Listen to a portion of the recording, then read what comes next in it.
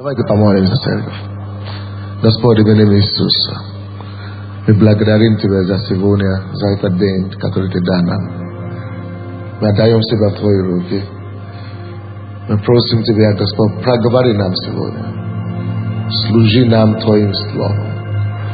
Дай, чтобы это Слово исцелило, подкрепило, оздоровливало. И чтобы это Слово, Господь, возвещало. Мы просим, Господь, чтобы Ты прикоснулся к нам, исцелил наши внутренности от разочарования, от боли, от недуги, от депрессии, от стрессов. Ты слышишь крики каждой души сегодня. Господь, восполняй каждую нужду. Прославься, Господь, в Твоих детях. Проговори нам это слово. Подготовь нас к этому новому году, который у нас 2003 год, в который мы вступаем. Дай нам силу перемогать, одержать победы в этом новом году. Во имя Иисуса Христа. И весь народ Божий сказал Аминь. Ну что ж, давайте откроем 2 Тимофею. 2 Тимофею, 2 глава, 11-15 стихи. 11-13 стихи. 2 Тимофею, 2 глава. С 11 стиха по 13 стихи. Верно слово, если мы с ним умерли, то с ним и оживем. Если терпим, то с ним и царствовать будем. Если отречемся, и он отречется от нас. Если мы неверны, он пребывает верен, ибо себя отречься не может. Давайте прочтем 11 стих. Верно слово,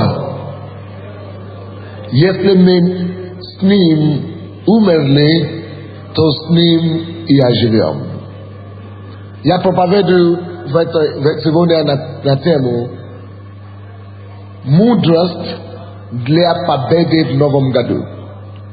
Мудрость для победы в новом году. Мудрость для победы. Это последнее служение помазания у нас в этом году. И вот декабрь уже следующий год будет. Мы должны подготовиться к нему. Чтобы этот год был благополучный для нас, нам надо быть подготовлены, нам надо готовить себя духовно, нам надо готовить себя эмоционально, нам надо себя готовить морально, нам надо готовить себя по стандарту Божьему. И здесь написано, если мы с ним умерли, то с ним и оживем. Знаете, одна из самых главных мудрость для победы в жизни. Это как парадокс звучит. Чтобы одержать победу в жизни, знаете, что нужно делать? Умереть. Если вы еще боитесь смерть на этом месте, жалко вам.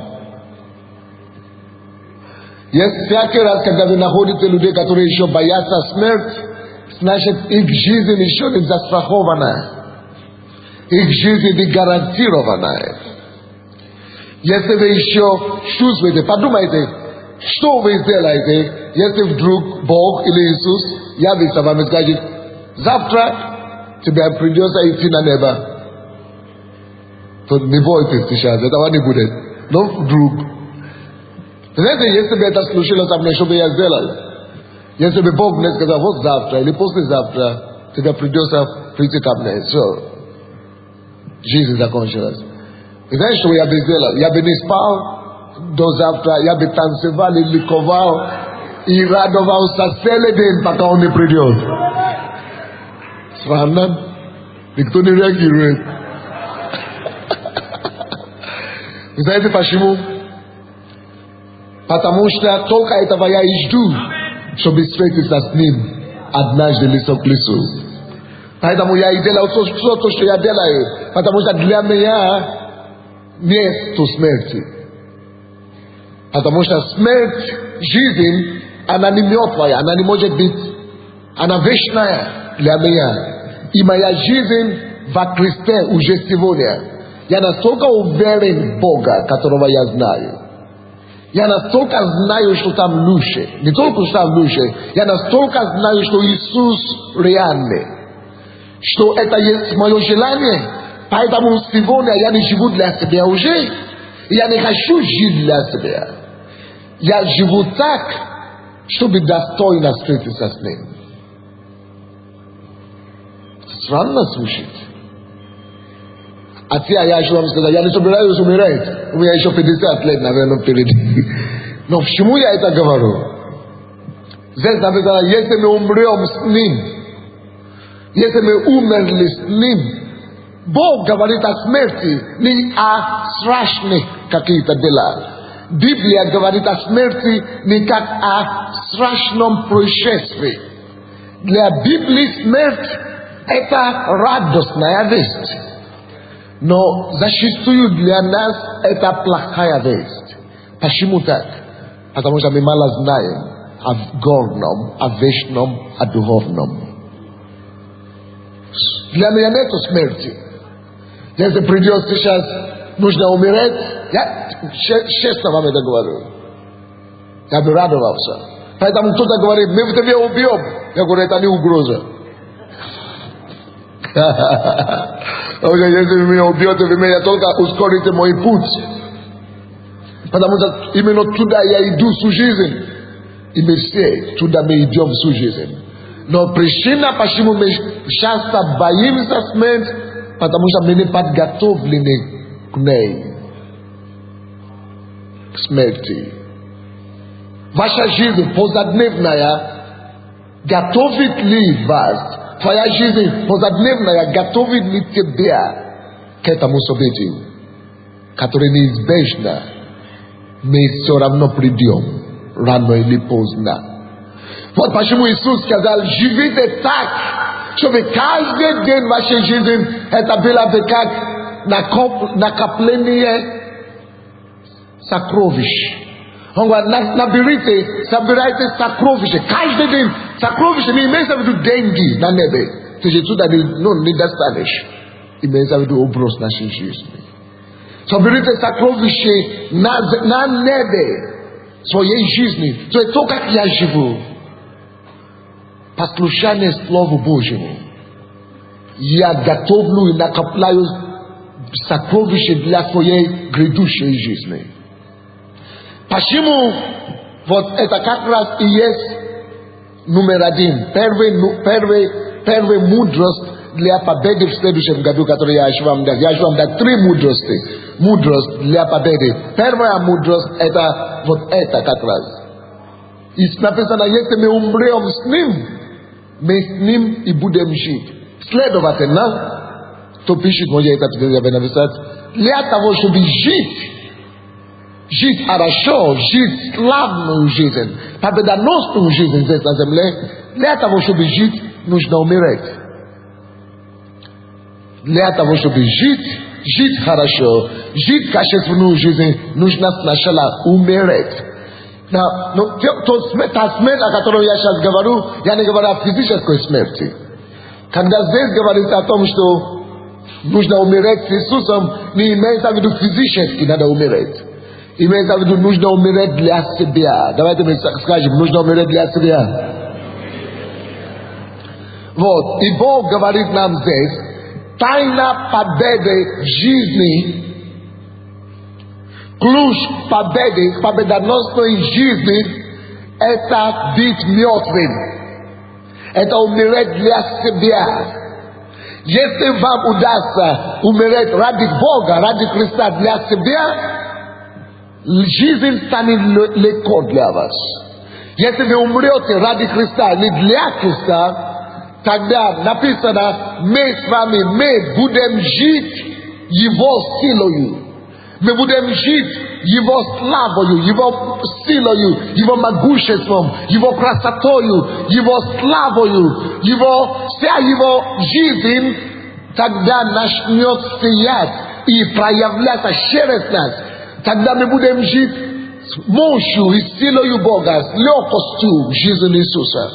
Este me umriom snim, este me umerlis snim, to snim me budem jit. Nada umeret jivia le asibia. Kaketadela isa. Praise the Ispaita mu Isus gavario. To koshe sledo vazamnori, vosmendes voi Christ. I atrekitis od sebia. Jeste kto ni vosnos voi Christ. I atrishiosa od sebia on govorit ni može bi moj mušenikam. Așa on govorit a smrti.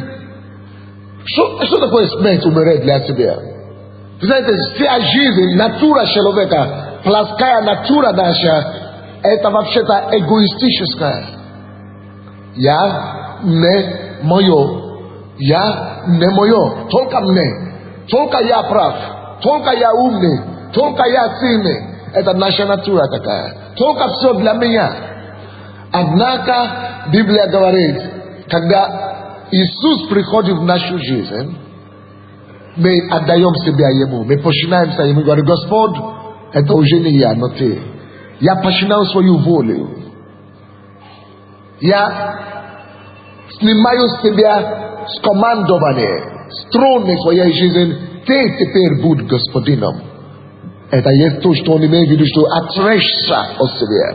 Это есть то, о чем говорится здесь. Если мы умрем для Него, с Ним, если мы умрем, то мы будем жить с Ним. Для того, чтобы жить, нужно умереть. Ключ к жизни – это быть мертвым. Многие из нас, мы переживаем о таких проблемах сейчас. Мы даже имеем стрессы, мы даже имеем болезни, вот эти переживания. И эти все переживания и проблемы только из-за того, что мы еще не умерли для себя. Если мы умрем для себя, половина всех наших проблем сразу исчезнут. Потому что тогда мы поймем, что это вообще-то мелочи, в конце концов. И что Бог в контроле. И что если я живу для Него, если я с Ним живу, Он ведет меня, Он защитит меня, Он благословит меня, Он исцелит меня, Он устроит мой путь, Он поможет мне. Вера в Бога позволяет нам умереть для себя, для своей силы, для своих упований и полагать это упование на Него, что Он силен мне поможет, что Он поможет мне, что я не буду полагаться только на себя, я буду полагаться наоборот больше на Него. Это есть смерть. Почему это смерть? Мы рождены, мы по натуре, мы есть люди, которые сами хотим все пробивать, сами хотим все делать, сами хотим говорить: я сам делаю, я сам делаю. Но Бог говорит: если так жить, мы одни шишки будем набирать в жизни. Одни шишки. Но если мы станем умнее в том, чтобы довериться Ему нашу жизнь, то Он знает завтра. Кто знает, что Бог знает завтра? Он знает завтра. Он знает послезавтра. Он знает будущее. Он знает, что будет через 50 лет. В твоем доме, твоим ребенком. Некоторые из нас, допустим, сейчас, они говорят: я так переживаю за своего ребенка. Что будет с ним? Он пьет или он гуляет?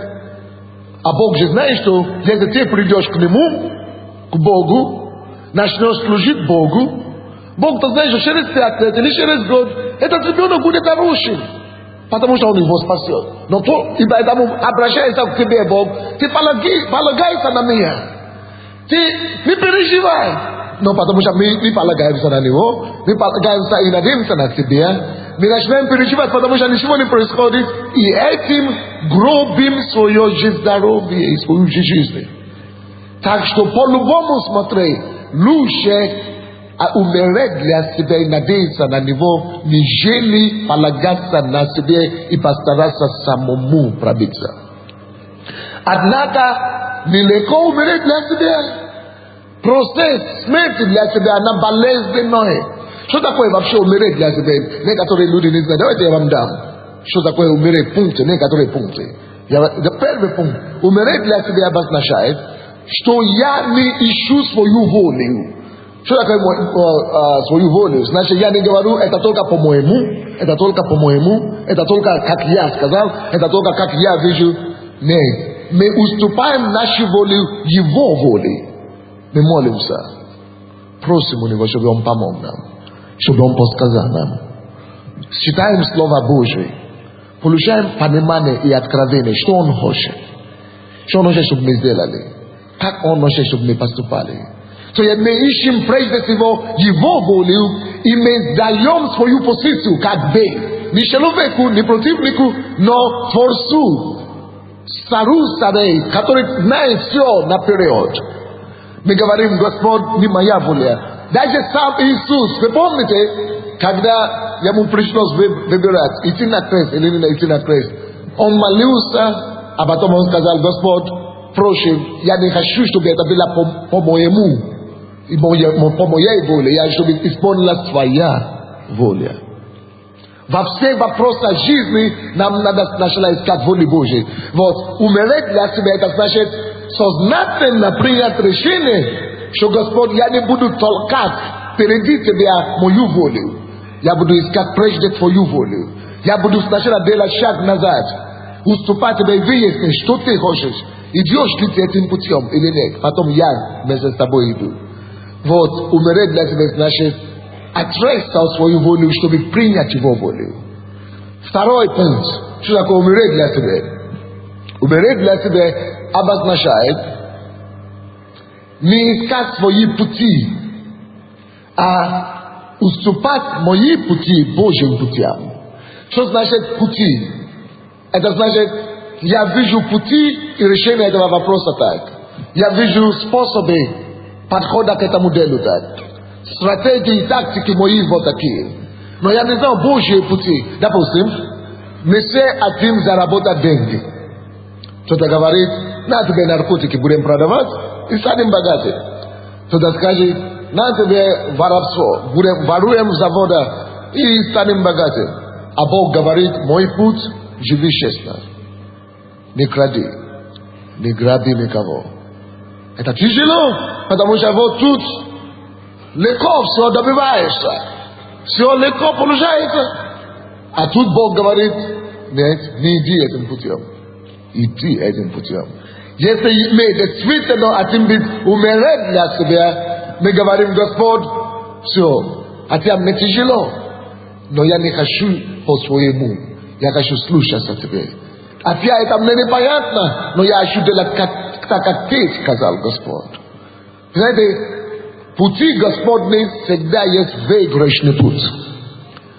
Путь Господа всегда есть выигрышный путь. Допустим, когда я поступил, я хотел поступить в университет в Нигерии. Я получил предложение, я поступил в 3 университета сразу. Меня взяли в Колумбийский университет в Америке, да, в Нью-Йорке. Меня взяли учиться также у нас дома, в Нигерийский университет. А потом меня взяли сюда приехать учиться. И я уже стал верующим в это время. Я не знал, запутался, я не знал, что делать. Если по-своему, я бы поступил в Америку учиться, потому что, все хотели в Америку тогда. Но я пошел к пастору, и мы молились. Он молился, и он говорил, ты знаешь, молодой человек, говорит, я думал, тебе надо в Советский Союз поехать. Он говорит, если ты там выдержишь, ты выдержишь где угодно. Он говорит, в Америке все могут без того выдержать. Но если ты там выдержишь... И я тоже молился, да. Я тоже молился. И я почувствовал, что да, нужно туда ехать. Но первые 7 лет я думал, что я попаду в психиатрическую больницу. Очень было тяжело. То есть, 3 раза, когда, допустим, я учился в университете, где 16 тысяч человек учился, в БГУ. И все студенты и преподавательский состав, я начинал говорить о Боге, они говорят, что-то вы, понятно, вы из Африки, да, поэтому, то есть, они вообще, то есть, все закрыто. И все уроки через атеизм, через это самое. Но все эти мои профессора сейчас, Они все Богу молятся. Они теперь пока пришли ко мне слушать проповеди и ходят в церковь. Но там, у нас церковь там в Беларуси остались. Но это было время такое очень тяжело. Но Бог специально провел через испытание. То есть, вот, избрать волю Божью не всегда легко, друзья. Вы слушаете меня? Идти Божьим путем часто кажется, это тяжелый путь. Это трудный вариант. Но когда ты идешь этим вариантом, ты приходишь потом к концу, который Господь предназначил для тебя еще раньше до твоего рождения. Потому что Бог знает, куда этот путь тебя доведет. И Бог также знает, где неправильный путь тебя доведет. Есть многие ребята, которые просто даже сюда приехали или в Америку поехали ради бизнеса, деньги зарабатывать. Многие из них, даже мой друг Луши, который мы жили в комнате, начал зарабатывать деньги, строить дома. Он вроде бы верующий тоже. Но в конце концов начал гулять, потом начал пить. Он вообще-то умер здесь от этого дела. Трагедия. Очень большая трагедия. Потому что не пошел по тому пути, как Бог ведет. То есть всегда есть дешевые пути.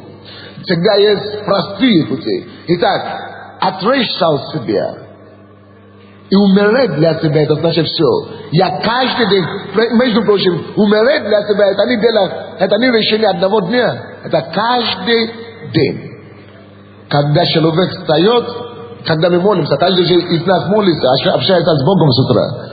Мы говорим: Господь, я даю тебе мой путь сегодня. Я даю тебе мою волю сегодня.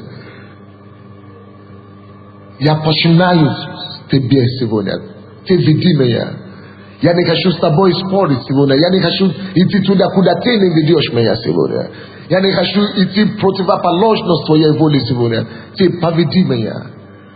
Я ищу угодить тебя сегодня. Мы читаем Слово Божье, мы находим что-то, что нужно нам подсказать.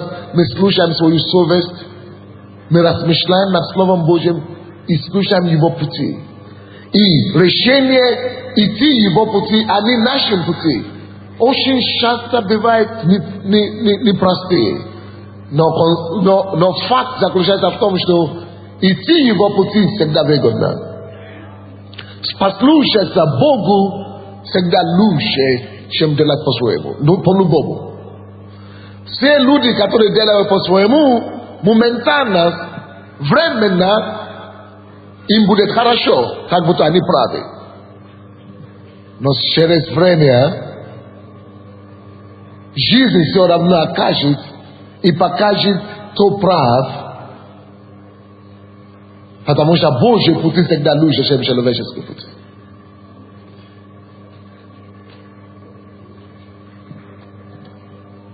Третий, что значит отречься от себя и умереть для себя. Умереть для себя обозначает освободиться, принять решение не жить по общественному мнению. Знаешь, что такое жить как общественному мнению? Это когда ты живешь, что скажет обо мне то, а кто что скажет обо мне, а что друзья скажут, а что в компании скажут, а что коллеги скажут, а что на работе подумают, а пойти в эту церковь, а если подумал, что я сектантка или сектант, а читать Библию, а если меня назовут фанаткой. Человек, который умер для себя, ему уже все равно. Он не хочет жить, ему все, он знает, что общественное мнение, он независимый от него, он над общественным мнением. Он принял решение не поддаваться, не позволить его жизнь быть под контролем мнения людей. Но он знает, что только Бог, который есть Бог богов, Творец земли, Творец всякого человека, вот только Он, его мнение самое главное. И только его мнению стоит прислушиваться. Это также обозначает я сознательно принимаю решение не жить по репутации, но не искать свою репутацию и престиж. Знаете, вообще-то мы все есть тщеславные люди. Мы все хотим себя хвалить чуть-чуть понемногу. Все мы желаем это делать иногда. Это я. И все то, что у нас хорошо получается, мы хотим всегда, чтобы на нас указали пальцы, чтобы нас аплодировали, нам поклонялись. Но человек, который умер для себя и отрекся от себя, ему уже все равно. Он хочет всю эту славу дать Богу. Потому что он знает, что все то, что он умеет, вообще-то от Бога. Он понимает, что все, что у него вообще-то есть, у него вообще не было всего этого, если не тот, который дал ему эту способность. Вы понимаете меня, да? Человек, который умер для себя, он не делает все ради своей погони, или ради своей славы, или ради своего тщеславия. Или он не ищет свою репутацию. А что подумает обо мне это? А что престиж? Это не престиж. Он делает это ради него. Алло, друзья. Давайте мы все станем актерами одного зрителя. Пусть он будет единственный зритель, который нам будет аплодировать. Небо. Иисус. Не все вокруг подряд, а он.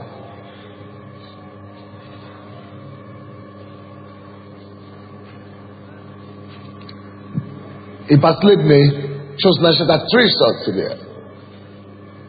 Филиппийцам 3, 10 стих. Павел говорил, я все имел. Я был то. Но он говорит, когда я пришел к Богу, я понял, что это все ерунда. Сравнение с познанием Христа. И в 10 стихе он говорит, я считал все за ссор. Я все считал за ссор. Ради познания Его. В 10 стихе говорит, я хочу познать Его теперь. Это моя цель моей жизни. Чтобы познать Его.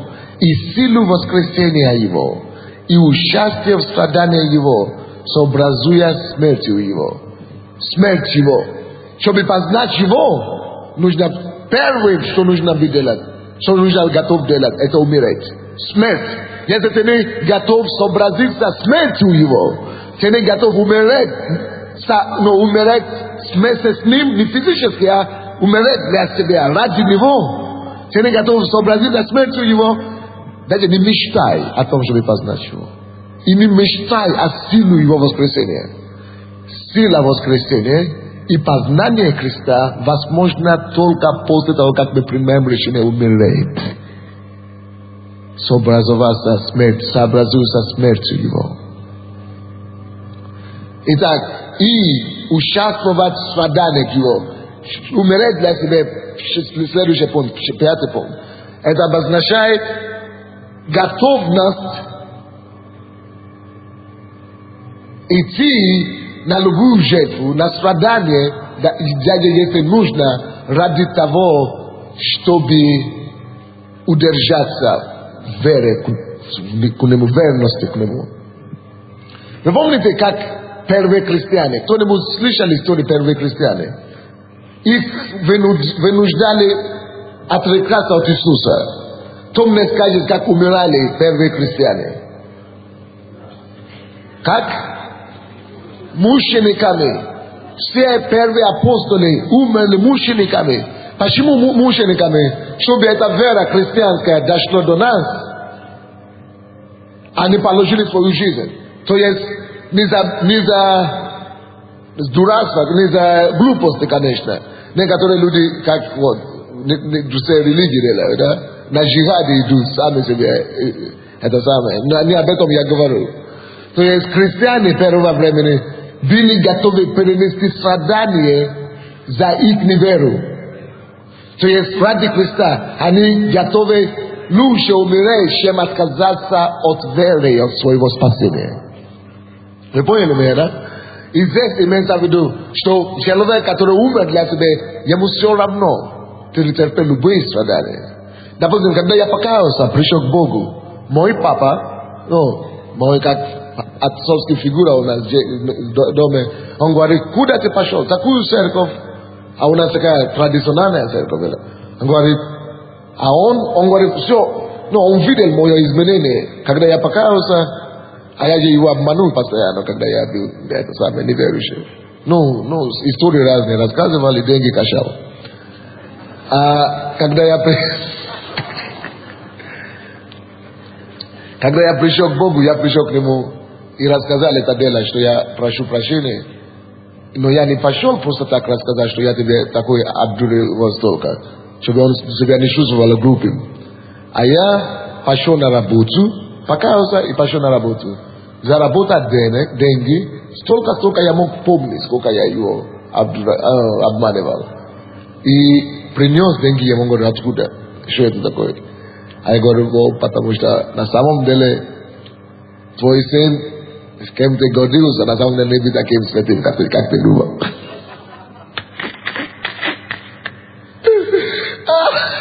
Он в шоке был. Я стал на колени, я говорю, я теперь другой человек. Все, дошло до меня, я понял. Я был негодяй. На эти деньги я украл у тебя. Он был в шоке полностью. Сначала потерял дар речи, а потом говорил, но там, уйди от меня. Оказывается, ты такой жулик. Со мной жил все время, а я не знал. И, были другие изменения, которые он видел во мне. Были другие изменения. Он все это видит, что эта церковь в пользу идет. А пока я ходил в ту церковь, куда он говорит, где мы все родились, ничего не происходило. Потому что только традиции. Перекрестился, поставил свечку и ушел. Такой, как пришел, как и ушел. Но он сказал, я тебе туда не могу пускать, потому что для моей репутации это плохо. Тут меня знают в городе, да? А это священник, мы с ним, товарищи. Как это позор, слушай, это же мой же сын ушел.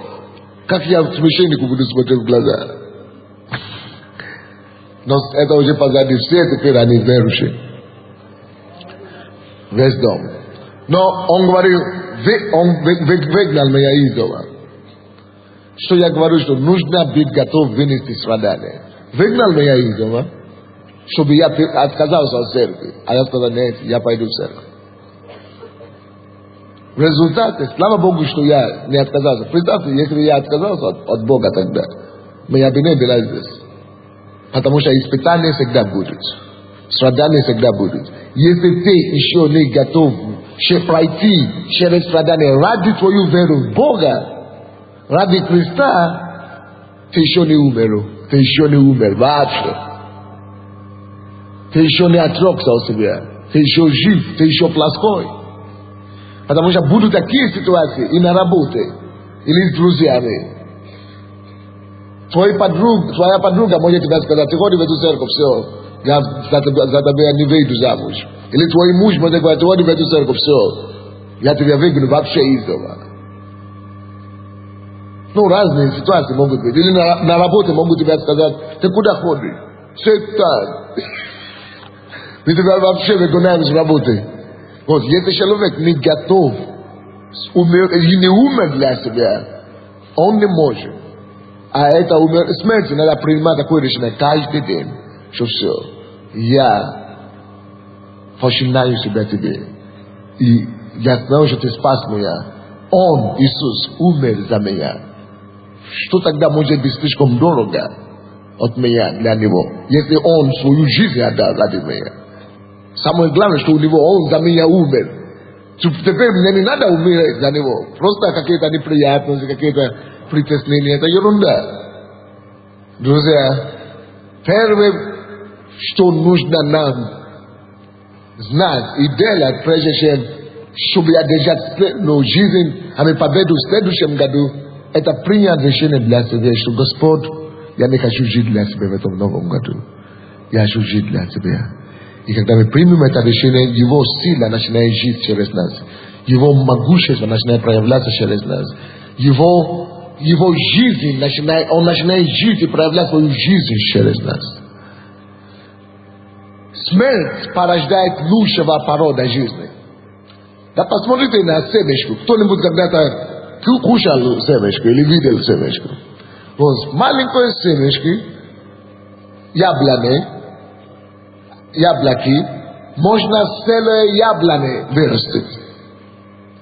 То есть, когда человек берет семя и посаживает его в землю, или сеет его в землю, или как это, садит его в землю, семя маленькое, если это семя не умрет, лучшая жизнь яблоня не обнаружится. Смерть – это ключ к жизни.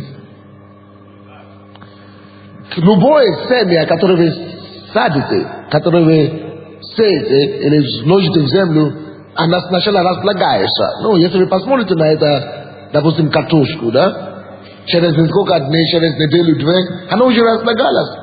И если вы будете переживать, о, моя картошка пропала, разлагается, то никогда вы не получите лучше картошки, намного больше картошек. Это то, о чем написано 1 Коринфянам, 15 глава, 35 стиха, по 48 стихи. Смерть любая, особенно духовные вещи, даже физическая, она порождает лучшие формы, лучшей жизни. Это как закон диалектика. Количество качества, да. То есть, но тут лучшее качество еще приходит. Маленькое семя мы посеяли, но если это семя умрет, через его жизнь, смерть, дерево целое, а потом много плодов, а потом сколько еще семя. Вот почему написано, если мы с ним умрем, если я отдаю себя Иисусу, и говорю, Господь, я умираю для себя, я отрекаюсь от себя, мы должен тебя для Него. Лучшее качество жизни, Его жизнь, которая намного лучше, Его сила начинает проявляться через нас. Вот я помню, когда Бог мне сказал,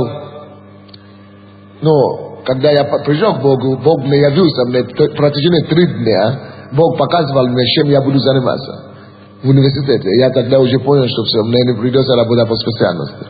Но я доучился. И я понял, что я буду проповедником, да, когда Бог призвал.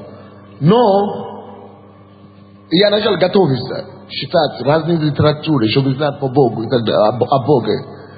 Однажды я прочитал книгу, где человек это говорит, чтобы он мог получить силу Божию, что он 3 дня не кушал ничего, только пил.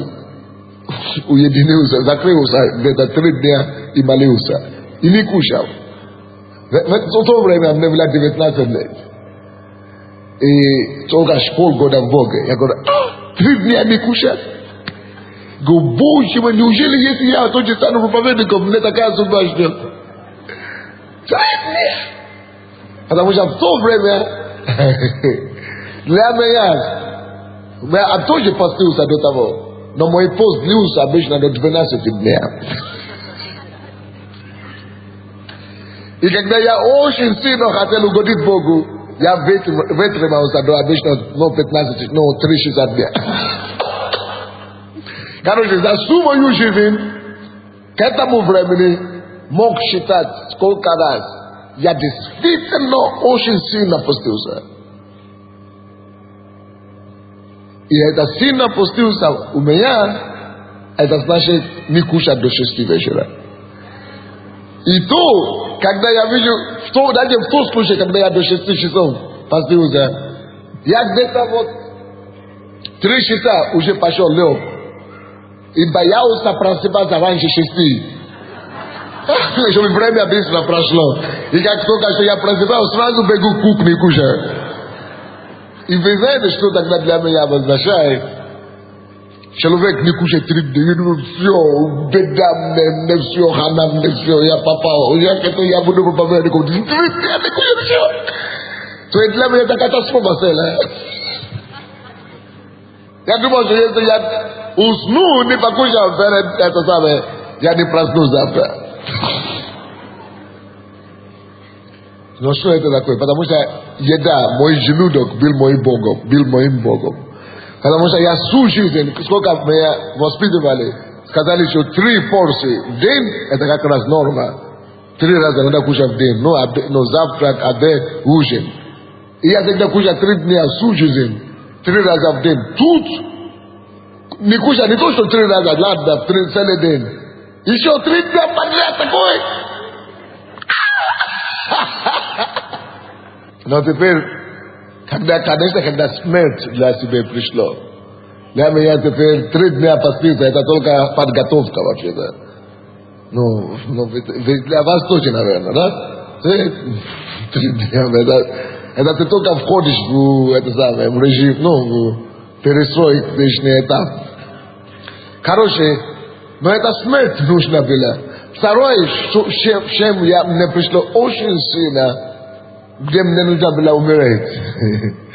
Это я читал другую книгу, где написано, есть такие христиане, которые всю ночь молятся. Раз в неделю, всю ночь, в пятницу на воскресенье, молятся и не спят.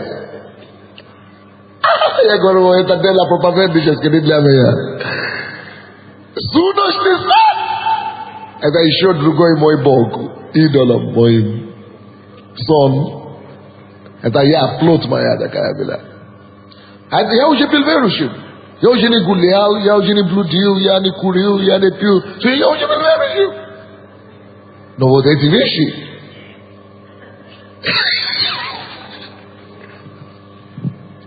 Конечно, вы помните, что это было при Советском Союзе. Я был в Советском Союзе здесь.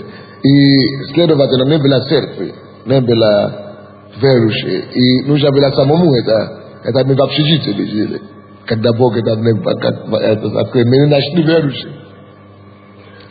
Но все равно, вы знаете, прошло где-то 5 лет, прежде чем я смог всю ночь молиться.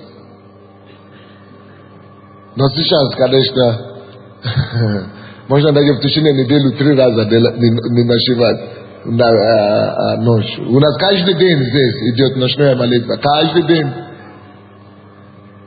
Нужно было умереть. Вот я тогда боялся, да? Что со мной будет? Я же умру. Я же не умер. Когда я умер для себя, я не умер, оказывается, физически. И я тогда думал, что нет, это столько, какое лишение не кушать. Какое лишение не спать. Оказывается, надо просто умереть для себя. Благодаря смерти для себя. Я умер для себя. Я умер. И что произошло? Лучшая жизнь, смерть семени, она всегда производит лучшего качества жизни. Семечки, смерть семечки дает яблони. И яблока много. Вот смерть мое порождает жизнь славную, жизнь Христовую, жизнь Христа, жизнь прославленную, жизнь благодатную, жизнь качества и силою Бога. Когда я умер, Он начал говорить через меня, и люди начали слушать. Когда я умер, вы смотрите на меня, вы думаете, пастор Sunday помазанный. Ерунда. Семя мое, я умер, и его жизнь, то, что вы видите, это его жизнь.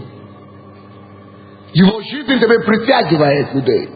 Его жизнь теперь решает проблемы людей. Тем больше я умираю каждый день, тем лучше качество, тем больше качество его жизни вырастает, как это яблоня. Вместо меня. И покарает мир. Выгодно умереть для себя, чтобы жить его жизнью и качество его жизни. Это непонятно? Нет? Вторая мудрость, которая нам нужна. Вторая мудрость для победы в следующем году. Давайте вернемся туда, откуда мы начали. 2 Тимофея 2. Только 12 стих.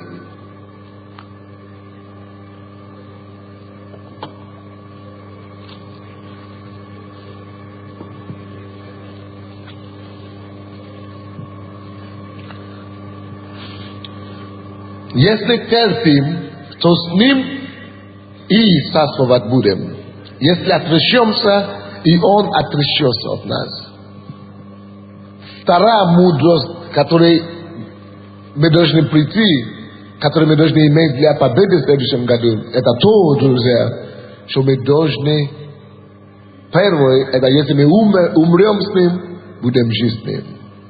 Умереть для себя. Второе, если мы терпим с Ним, то будем царствовать с Ним. Терпение. Все в этой церкви, наверное, уверены, что они призваны. Все мы хотим стать кем-то в жизни. Все мы хотим состояться в этой жизни.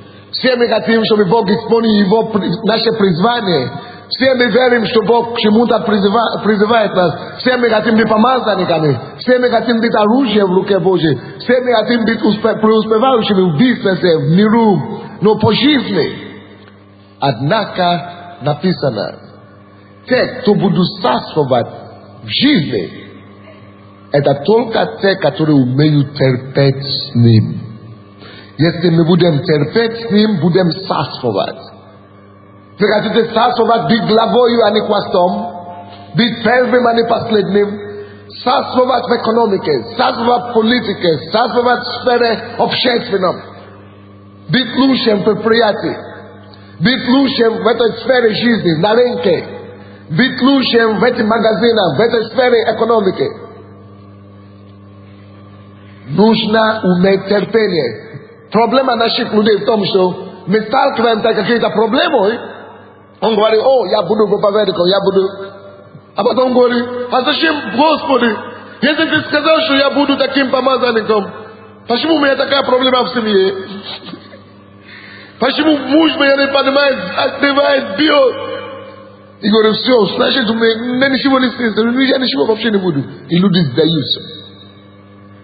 Люди говорят, что у них, люди теперь из-за того, что у них проблемы, неприятности, значит, у них ничего не получится. Но это же ложь. Проблемы, трудности, неприятности, это как раз, почва для подготовления нам к нашей судьбе. Проблемы, неустройства, трудности, это те вещи, через которые Господь готовит нас, тому, чтобы мы могли состояться, куда Он нас призывает, куда Он нас ведет. Но часто, что мы видим, люди говорят, Бог мне сказал, у меня будет бизнес, Бог говорит, у меня будет свое дело. И я начинаю заниматься этим бизнесом, и тут мафия пришла, потом налоговая пришла, а потом милиция пришла, а потом вообще все банкротство первое. И говорю, все, у меня... Значит, нету призвания в бизнесе, я, наверное, сам ошибся, или сам Бог ошибся вообще-то. Значит, это не мое дело. Значит, ерунду, братья. Потому что у тебя трудности, ты уже сказал, что все. Но Бог же сам сказал, только тот, кто терпит с Ним, только тот, кто умеет терпеть, только тот и будет царствовать с Ним. Кто-то говорит, я уже пришел в церковь, я уже хожу, молюсь за свою дочку наркоманку. А она, не приходит. Чтобы ты знала. Значит, я вообще перестану ходить в церковь. Значит, ничего не будет. Или вообще брошу. Чтобы вы знали. Тем больше, тем тяжелее слушай, тем славнее избавление. Тем тяжелее слушай, тем славнее спасение. А если вы скажете, я уже год молюсь, ничего не произошло, что-то, значит все, пускай умрет от этого, пускай дохнет, или пускай в тюрьму сядет. Написано, если терпим с Ним, мы не умеем терпеть. У нас нет долготерпения. Мы потеряли, что значит претерпеть. Претерпеть обстоятельства, претерпеть гонения, претерпеть неприятности, претерпеть трудности, терпение, пройти тяжелые пути. То не может пройти, то не может терпеть, то ищет только быстрое решение. То постоянно дьявол постоянно таких но ловит очень быстро. Дьявол таких людей подсекает постоянно. То есть такие люди не имеют, то есть они не могут с Богом царствовать. Вы понимаете или нет? Чтобы царствовать с Ним, нужно уметь с Ним терпеть. Не просто терпеть. Некоторые люди говорят, ну я терплю, я мучаюсь сами по себе. Это ничего не дает. Нужно с Ним терпеть. Что значит с Ним терпеть?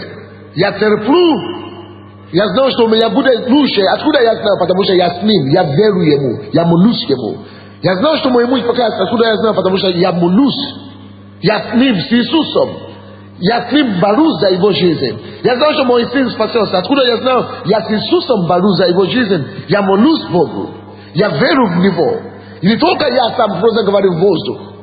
Я с Ним терплю. С Ним терплю. Я молюсь, я пощусь, я надеюсь, я молюсь, я полагаюсь на Него. С Ним терплю. И если я с Ним терплю, закон. С Ним буду радоваться, с Ним буду торжествовать, с Ним и буду царствовать. Мы все хотим царствовать на словах. Мы все хотим царствовать сразу. Но всякое царствование приходит только через тернистый путь. Терпение. Терпением вашим спасайте душ ваши. Терпение ваше. Где наше терпение, друзья?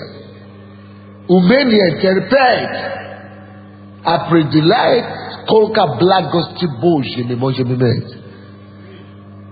Претерпеть, долго терпеть. Это христианское качество. Третья мудрость, которая поможет нам в этом грядущем году. Это мы видим там же 2 Тимофея, 2 глава, 13 стих. Если мы не верны, он пребывает верен, ибо себя отречься не может. Если мы не верны, то он пребывает верен. Третья мудрость – это верность. Если мы хотим одержать победу в жизни, в этом следующем году, нам надо научиться быть верными. Верными Богу, верными в служении, верными в маленьком, верными в группе, верными в том, чтобы набирать 12, верными лидеру, быть верным в семье, мужу, жене, детям, отцу, матери, сестрам, братьям. Верность на работе, верность уставу, верность начальнику, верность коллегу, верность друзьям, верность малом ставить человеком над Божьим. Кто не будет верным, кто не может быть верным, малом не может быть начальником над многим. Кто не будет верным чужом, не может быть доверенным своего. Кто не будет верным в низких вещах, не может быть поставленным начальником над Божьим делом. Верность. Верность. Написано, даже если мы бываем неверны, он зато бывает верный. Он все равно делает то, что он обещает. А это насколько его верность. Что такое верный человек? Верный человек – это человек, который дает свое слово. И даже если последствия этого слова для него на его вред, опасно для него, да, он все равно выполняет его слово, даже если это ему на вред. Потому что он понимает, что если я сказал, я сделаю, даже если это мне не выгодно. Вот верный человек. Он идет и это делает. Это первое определение. Что такое верный человек? Иисус сказал, верный человек – это человек, который скажет «да» и сделает. И у него «да» будет «да». И скажет «нет», его «нет» – «нет». И он не объясняется. Верный человек – это человек, который понимает, что все остальное, сверх «да» или сверх «нет», это от лукавого, это дьявол просто. Это, я проспал, вот, я не успел, вот, будильник не работал, Вот, ну, действительно, ну, что-то деньги не хватало. Вот, я, ну, что еще, опоздал. Это все уже лукавого. Ну, попытка объяснить, это уже лукаво, уже все остается. Да. Не.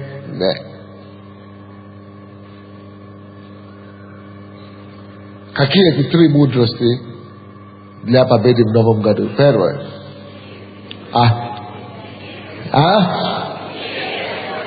Не слышу. Умереть для себя. Если мы с ним умрем, то с ними будем жить. Второе. Терпение. Если с ним терпим, то с ним будем царствовать. Третье. Верность. Если мы даже не пребываем неверным, то он все равно верен. Однако для тех, которые хотят жить и побеждать, и получить победу Божью в свою жизнь, давайте просто отрешемся от себя. Будем умереть для себя, чтобы жить с ним. Будем терпеть с ним, чтобы царствовать с ним. И будем пребывать верным ему и с людям и всем. Давайте преклоним нашу голову. Поговорите с Богом и скажите ему: Господь, помоги мне отречься от себя, своей воли, не искать от твои пути, а не мои пути. Освободи меня от общественного мнения, репутации, престижа. Дай мне силу не давать друг, не быть тщеславен, не искать свою славу. Дай мне благодать перенести страдания, трудности ради Тебя. Терпение. Научи меня быть верным.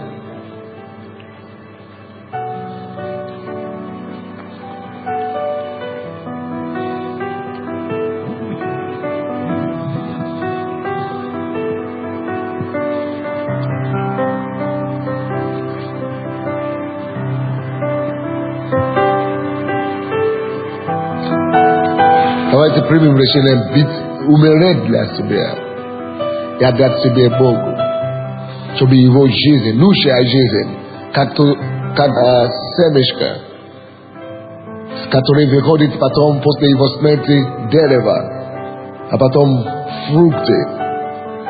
Если мы умрем, жизнь Христа, лучшая жизнь проявится в нас, потому что Он уже внутри нас.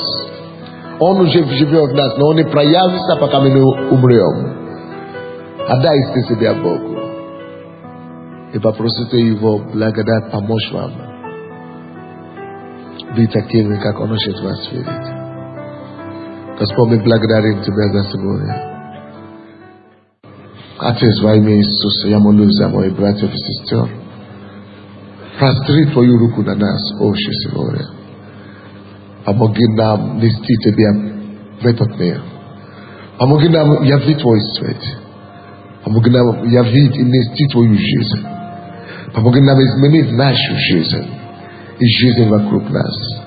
Отче, мы покараемся Тебе.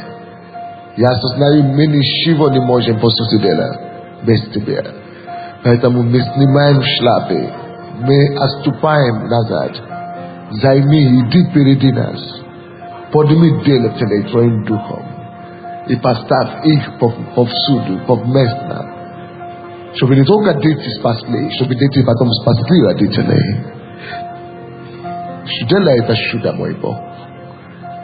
Во имя Иисуса Христа и весь народ Божий сказал.